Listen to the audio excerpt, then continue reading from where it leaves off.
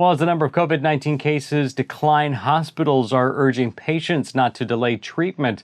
Officials at PeaceHealth Southwest Medical Center have teamed up with more than 100 hospitals across Washington to urge members of all communities in the state not to put their health care on pause during the pandemic. Clinics across the state have reported abnormally low volumes of patients seeking routine medical care. At the same time, officials at those clinics report that visitors to the emergency department are arriving with more severe illnesses, having delayed care. That was the topic of a virtual Q&A held today by the State Hospital Association.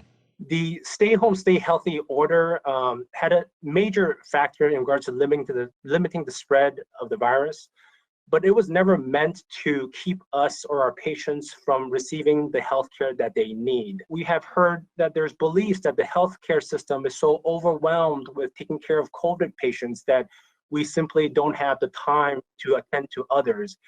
And I guess I want to kind of bust that myth and really say that that's simply not true.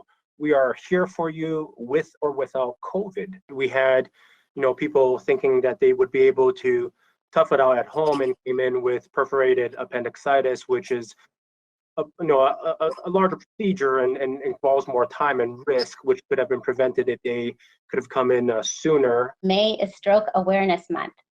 So unfortunately, across the United States, we're seeing close to a 20% drop in those calling with symptoms of stroke. This is significant. If you or a loved one are suffering from a stroke, you need to seek treatment immediately. There are real consequences to delaying care. Ultimately, it is the difference between recovery and disability for you. Now, that educational campaign is aimed at addressing the concerns keeping people from seeking appropriate care. PeaceHealth Southwest staff continue to take a number of steps to ensure the safety of patients. That includes the use of masks or other personal protective equipment by all caregivers and physicians, pre-screening before appointments, and temperature and symptom checks for anyone visiting its locations in person.